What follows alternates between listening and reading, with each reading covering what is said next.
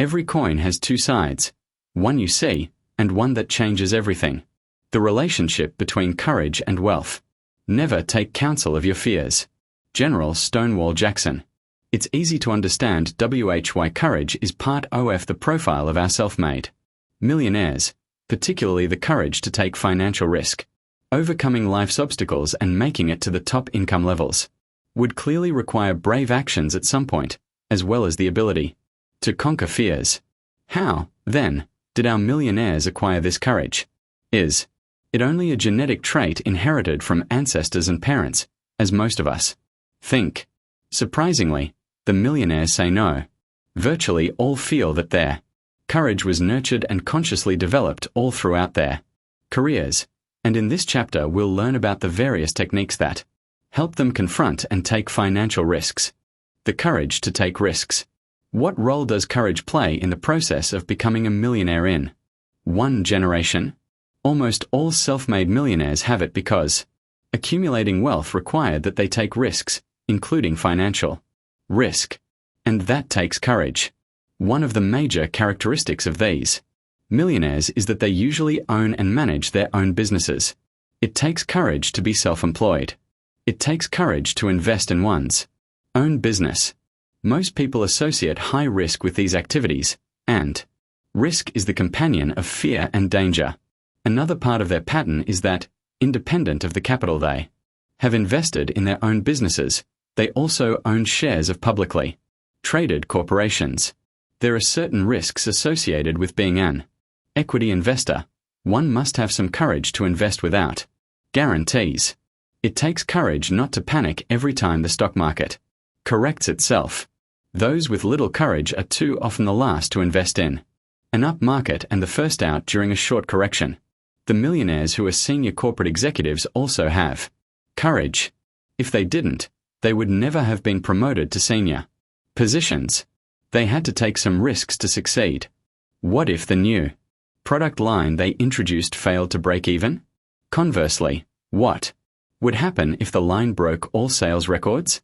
As one's income approaches the higher levels, it's more likely that he or she is a self-employed business owner or professional, a senior corporate executive, a sales professional, paid strictly on commission, or a sales agent. But none of these vocations guarantee a surefire level of income, so many people are unwilling to take the economic risk often associated with them. For many, the downside is filled with danger. They seek the safety and security of working on a set salary. Why do those who are likely to become part of the next generation of millionaires take risk today? In their minds, economic risk-taking is a requirement for becoming financially independent. They believe the benefits of becoming financially independent greatly outweigh the risks, often associated with accumulating wealth. But many people in America forego owning their own businesses, being self-employed, investing in the stock market, or even working on an incentive basis because of fear, a very strong emotion. The fear of economic failure is not easy to overcome. That's why so few people are self-employed today. They suffer through the what ifs. What if I am self-employed but have no sales? What if my business and capital go down the drain? What if I can't support my family? What if my friends, in-laws, and neighbors find out that my business failed? The risk of failure is always present, but millionaires learn how to deal with economic risk and ultimately keep control of their fears. Paraphrasing and combining the thoughts of several self-made millionaires, this is how they respond to the idea of safety and security. In working for someone other than themselves, working for others may actually put you at greater risk. Having a single source of income, not being given the opportunity to learn how to make thousands of decisions you would have mastered if you were self-employed. Working for others, you never build your own customer base. You are not doing things that are in your own best economic interest for you to become successful in terms of becoming wealthy. You are merely doing what is in the best interest of an employer.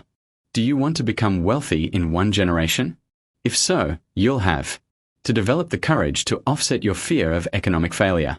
You'll have to nurture that courage throughout your adult career. It's easy to say what must be done, but it's very difficult for the average person to develop courage spontaneously. That's why the material in this chapter is so important. The reason that so few people are financially independent today is that they place many negative roadblocks in their heads. Becoming wealthy is, in fact, a mind game. And millionaires often talk to themselves about the benefits of becoming financially independent. They constantly tell themselves that it is very difficult to achieve that without taking some risks. Before you can become a millionaire, you must learn to think like one. You must learn how to motivate yourself constantly to counter fear with courage. Making critical decisions about your career, business, investments, and other resources conjures up fear that is part of the process of becoming a financial success. This is especially true of those who are self-employed or have a substantial part of their wealth invested in areas that have no guaranteed return. Can people learn how to control their fears and develop courage? Can they be taught not to panic when sudden crises are encountered? If so, where will this enlightenment come from? The millionaire respondents to my national survey reported on the actions, tactics, and techniques they use to bolster their courage. I have identified more than 100 techniques that millionaires use in the game called mind over fear. Of these, I selected the 24 most often repeated during my focus groups and personal interviews with millionaires, as detailed in Table 4:1. Note that most of these actions and thought processes can be grouped under the headings displayed in Table 4:2. The most important of these activities are discussed in this chapter. Mr. Benjamin versus Mr. Truck. Mr. Benjamin paid all of his children's tuition. His daughter and sons all attended private elementary and high schools and prestigious private colleges, medical colleges, and graduate schools. Mr. Benjamin paid for all of it: room, board, tuition, books, and related expenses. Who is this man who demonstrated the ability to fund these enormous tuition bills? A highly paid physician or perhaps CEO of a major public corporation. Before he retired, Mr. Benjamin was a school bus driver, a school bus driver who generated enough income to send his children to private colleges, medical school, and graduate school. He was frugal, but being frugal is not enough to pay six-figure tuition bills. When they were very young, Mr. Benjamin realized that his children were extremely bright. He realized that each would greatly benefit from a top-quality education, so he constantly worried about funding that education with his low-paying job. Consequently, Mr. Benjamin began a self-improvement reading program. The central topic of it was investing. Being a bus driver had one side benefit. It gave Mr. Benjamin several hours of free time each day. His fellow drivers often used this time for snoozing, reading newspapers and magazines, drinking coffee, or chatting. Mr. Benjamin used his downtime more wisely. He read about various types of investments. Early in his self-study program, he discovered the truth about the long-run returns generated by corporate bonds, passbook savings accounts, treasury bills, municipal bonds, CDS, stocks, precious metals, and real estate. Table 4:1 Actions and thought processes used by millionaires to eliminate or reduce fears and worries. N equals 733.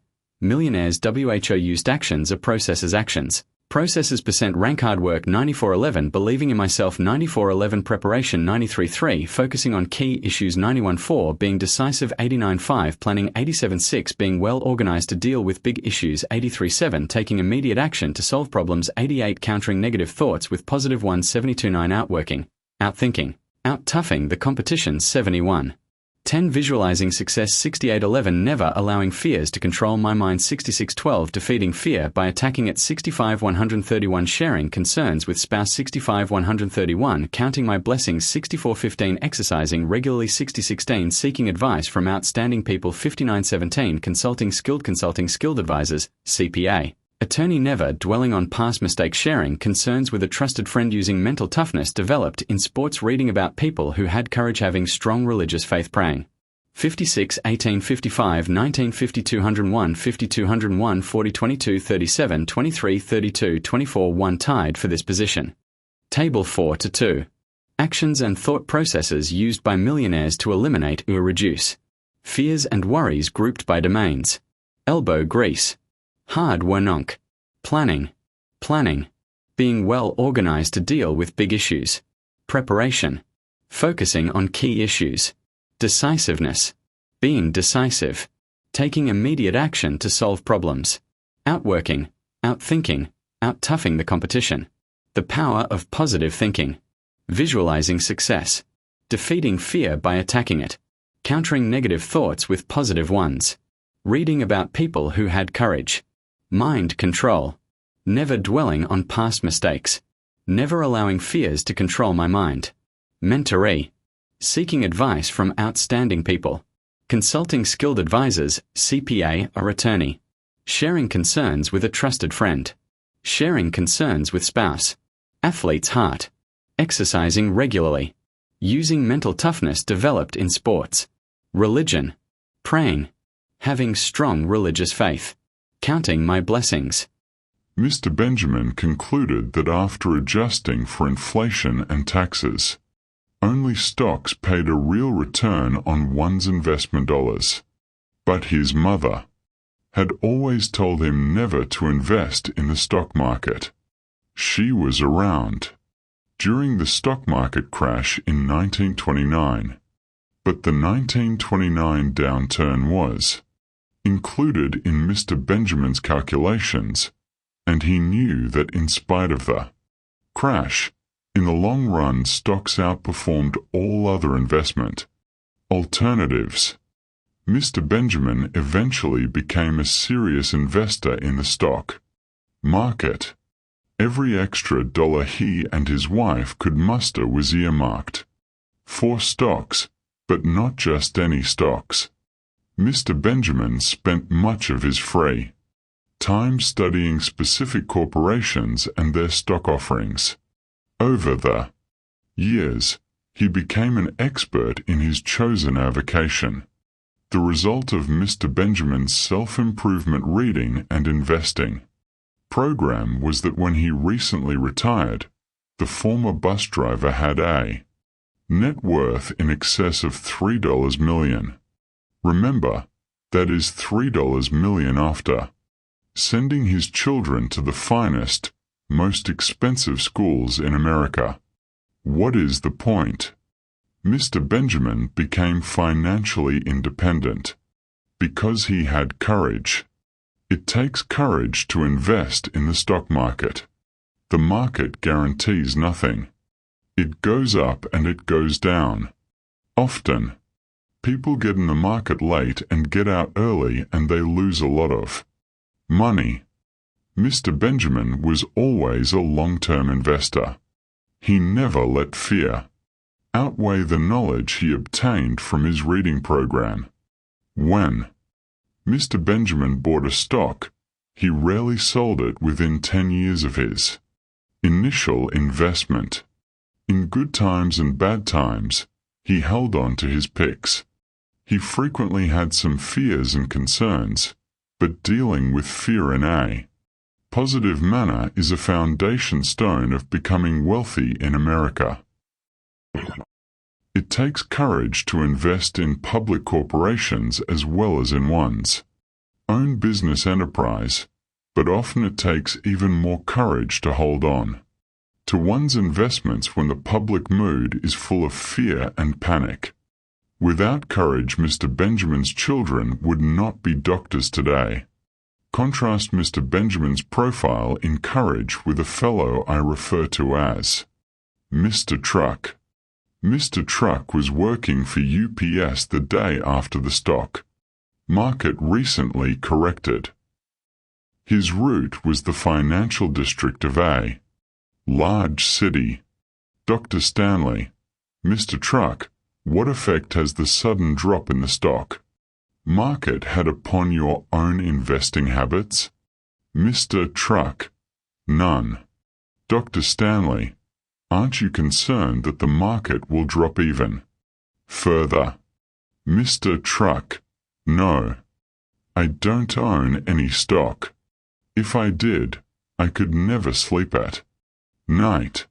Dr. Stanley, you mean you don't even own any shares of UPS? Mr. Truck, no.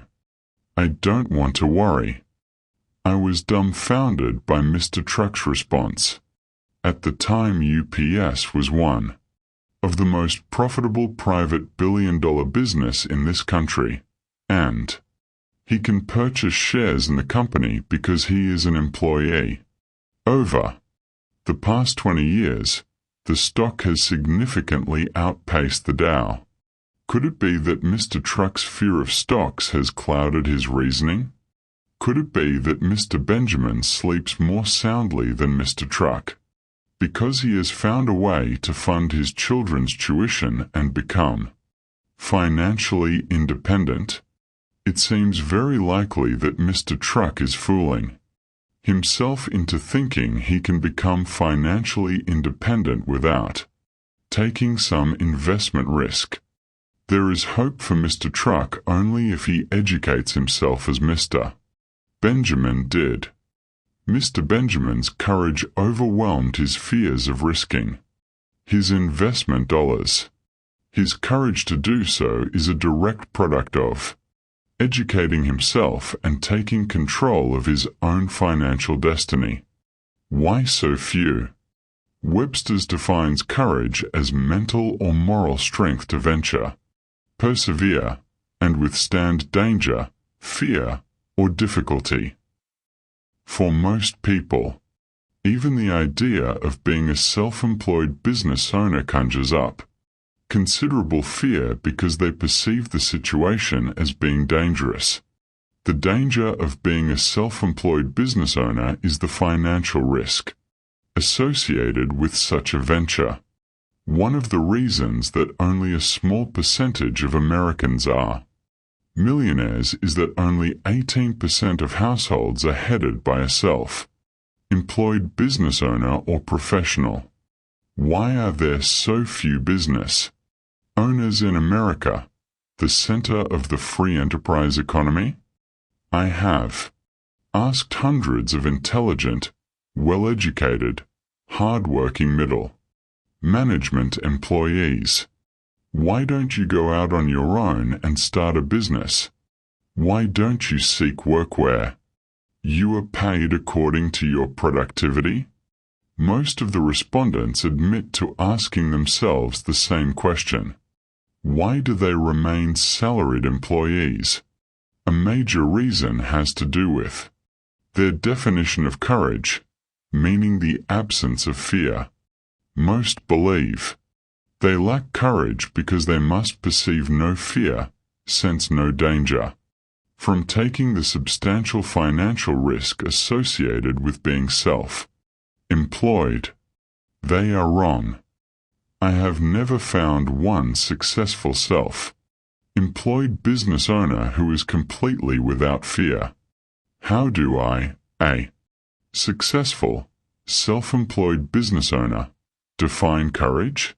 Just like all the other successful business respondents whom I have interviewed, courage is taking positive moral actions that conjure up fear.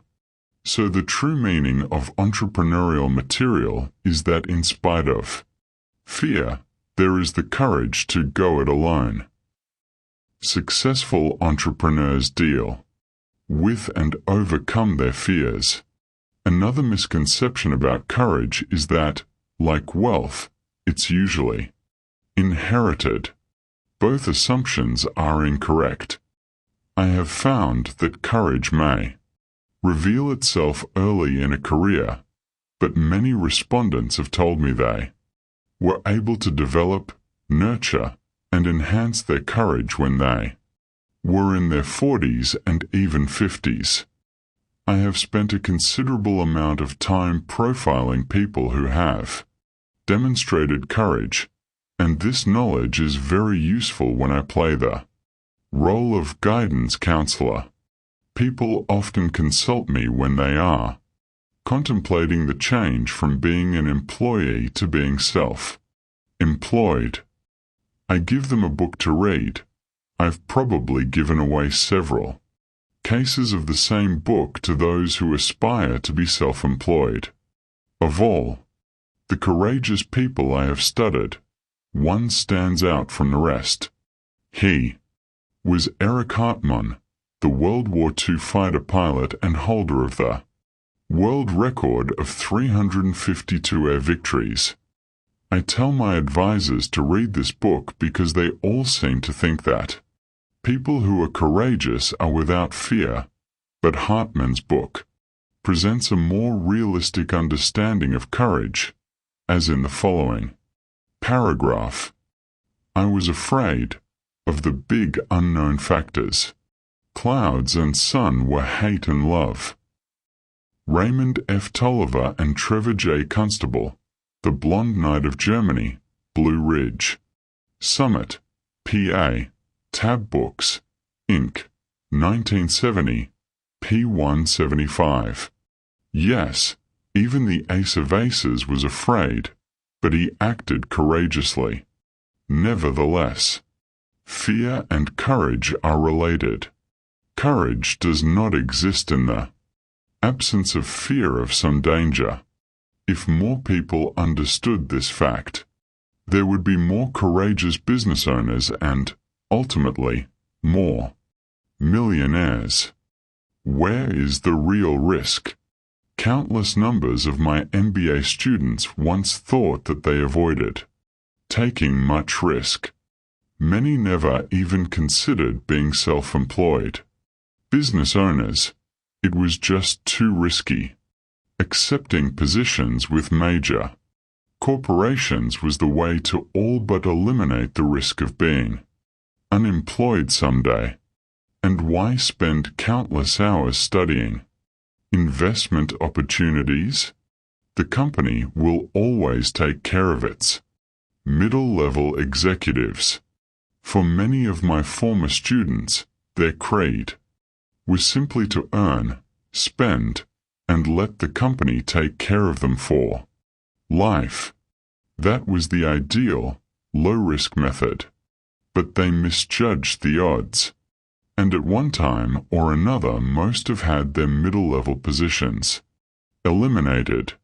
For example, just before Christmas one year I was talking to one of my contacts at a large public corporation.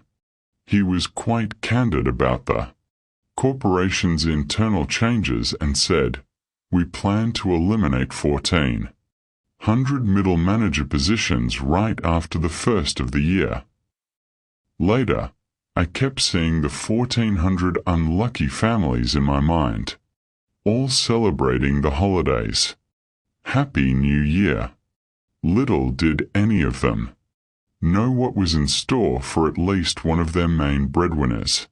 Several of my former students were among the unlucky 1,400. It seems ironic that these were some of my best students.